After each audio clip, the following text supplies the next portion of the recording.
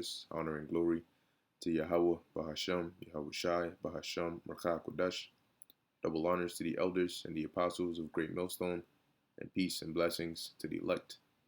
And yeah, in this video, uh, you can see, well, as I'm about to read, the Spirit, Ezekiel 38 and 4, Isaiah 13 and 17.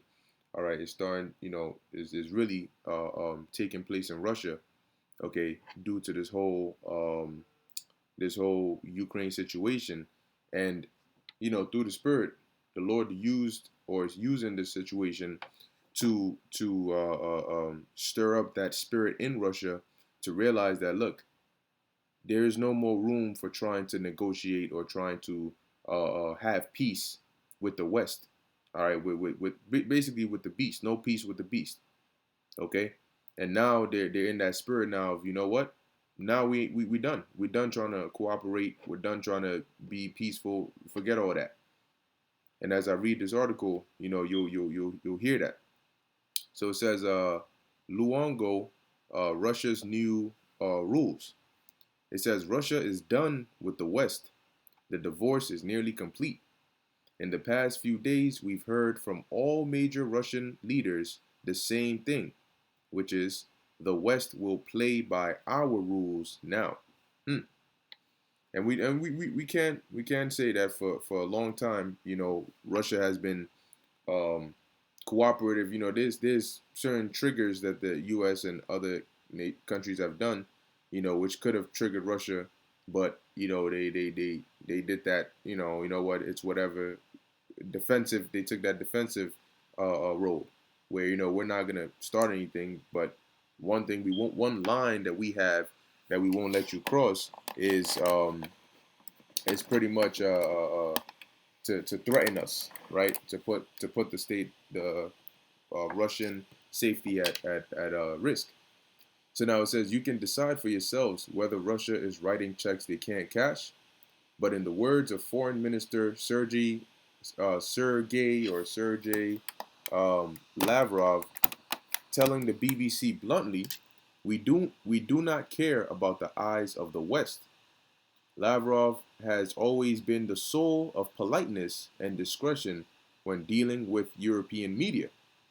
His open hostility towards his BBC interviewer was not only palpable, it was hard to argue with. He followed that up with, I don't think there's even room for maneuver left anymore, Lavrov replied, because both Johnson and Truss say publicly, we must defeat Russia. We must bring Russia to his knees. Go on then, do it. So, what kind of spirit do you think they're in now? They've been triggered. All right, the bear has been triggered, and now they've reached that point of being fed up with the stupid BS that the West is doing, and so now they're like, look, at this point, we ready to go. And that's the spirit of the Lord working, because very soon they're going to need to go. Very, very soon that war is going to pop off, and Russia is a key player in that war. Okay, so the Lord is using this to put these hooks back into their jaws, to turn them, to stir up that spirit within them.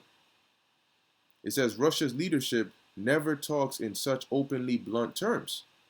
It's almost like Lavrov was channeling comedian Dennis Miller, who used to say, feeling froggy? Take that leap. See where it gets you. Russia knows it has the West on the ropes. We need what they produce, and now they are determined to set the rules on who gets them and for what price. It knows what European leaders are. Slovakia, it knows that European leaders are puppets with Klaus Schwab's hand up their asses. And it knows Davos has zero leverage over Russia's actions from here on out.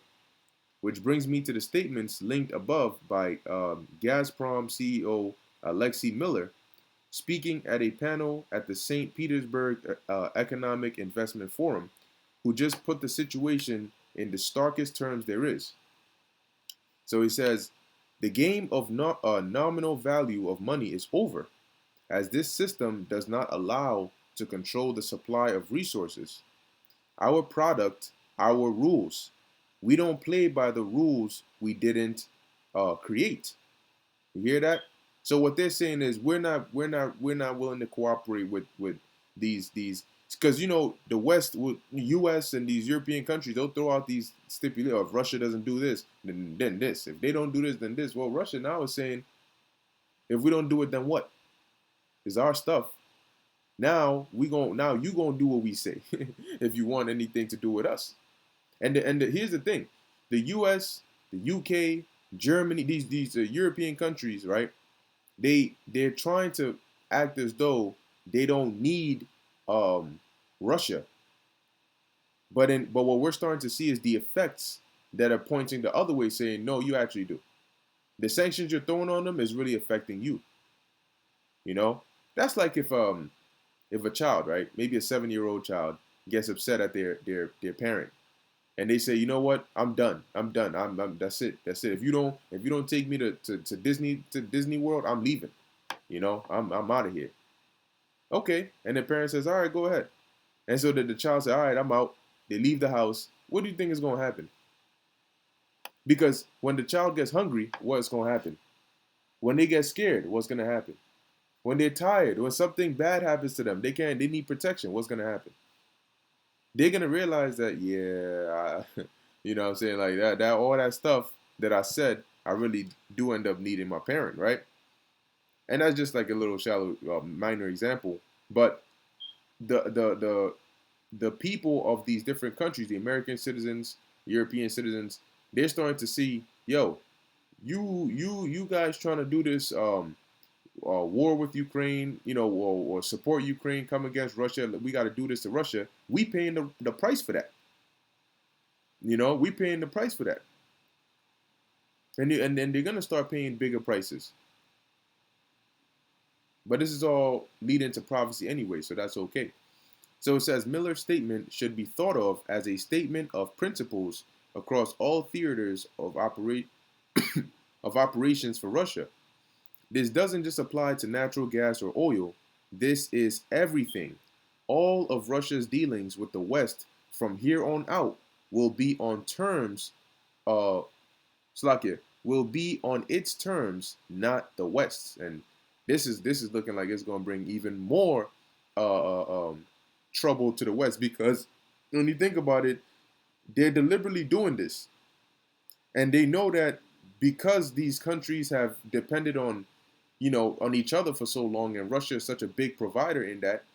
When they try to cut off Russia, in essence, what they're doing is cutting off the life support, trying to say, "Oh, I don't need you." But this actually works in favor for the elites, because look at the global chaos that's coming out of this. That's what they want, and they have a nice, for them, a nice narrative to keep on pushing that. Keep provoking Russia, because we know the more angry Russia gets, the worse it is for the world economies, the worse it is for the world energy, the worse it is for the world food supply, which is good. We want it to be worse for that. So keep pushing, keep provoking Russia. Says here, this is clearly the biggest geopolitical middle finger in the post-World War II period. Miller is clearly laying out the rules for a new commodity-centric monetary system, one based on what credit Susie's Zoltan Postczar called outside money commodities, gold, even Bitcoin, rather than the West's outrageous use of inside money or debt-based fiat and currency to perpetuate old colonialist behavior well past its use by date. I laid out the basic problem in an article from March after Russia soft-pegged the ruble to gold. Let's see. Okay, today's quote-unquote inside money standard, known colloquially as the dollar reserve standard, is actually what I like to call Milton Friedman's nightmare. It's nothing more than a system of competitively devalued and inflated debt-based scripts running around drinking each other's milkshakes until everyone's glass is empty. And by the time people fully realize this, they're gonna be in chaos, man, in a lot of pain.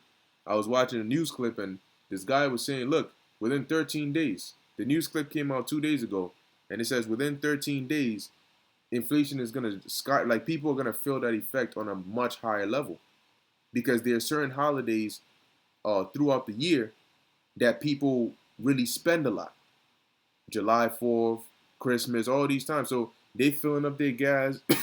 Summertime is here. They're trying to go here, and they're gonna realize, boom, they can't afford it. It says these comments came after Gazprom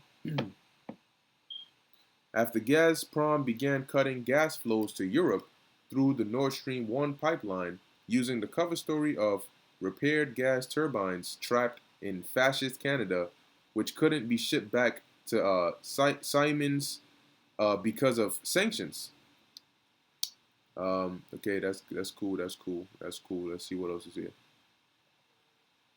All right, so it says here, even if Zelensky were to make those overtures to Russia, given his public statements on what his terms are, there would be absolutely zero chance that Russia would agree to show up for talks. At this point, I see nothing more than Russia continuing to grind out the Ukrainian army, taking what territory they want, and then shepherding through local elections by the conquered territory to either to either become independent states or part of Russia. Let's see. All right, maybe I'll read this part right here. It says this morning at the President Putin declared the old world order dead. Whoa. He finished his speech where he detailed how the West was committing suicide to suit the wishes of the Davos crowd with the following definitive statement: Russia is entering the coming era as a powerful sovereign country. We will definitely use the enormous new opportunities that time opens up for us, and we will become even stronger. Putin is correct here. Russia is getting stronger by the day. The West took their best shot at destroying Russia and missed the mark. He clearly identified the real culprits for Europe's and US problems, subservience to an oligarch class who feel entitled to rule the world. Yeah, so he's letting you know, look, while we getting ready to come out of here as a power, y'all committed suicide. This is why in Revelation 13, when you at the beginning verses, when you read about the beast, I think the second verse, it tells you that the head was like a leopard and the feet of a bear, because the bear represents Russia. And this system is going to end, this beast system is going to end with Russia. Russia is going to be a main key part in the ending of this beast. That's why it's at the feet. Okay. Now it doesn't mean that Russia is gonna after this world war, Russia is gonna be in the new power. Okay, but they're gonna play a very big role in the ending of this system. All right, at the latter end of this beast. Okay, and Russia is not a part of the beast. So it says here, when the war started, I wrote about what I thought Putin's intentions were. Then it was speculation. Then he goes into a few things here. And let us see what it says here.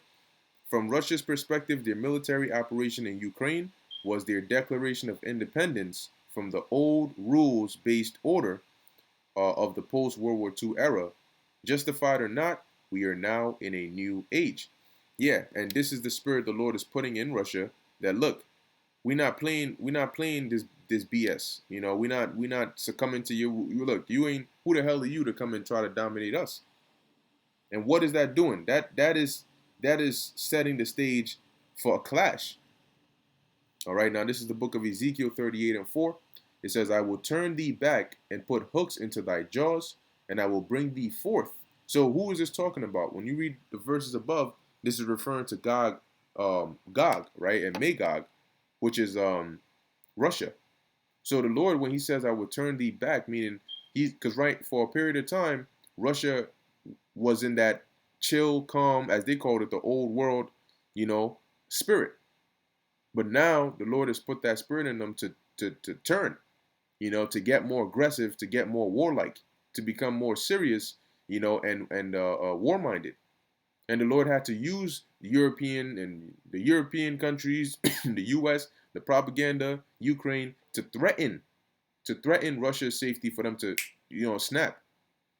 It says, and put hooks into thy jaws, and I will bring thee forth, and all thine army, horses and horsemen, all of them clothed with all sorts of armor, even a great company with bucklers and shields, all of them handling swords. Yeah, because that's the spirit that Russia is going to come in.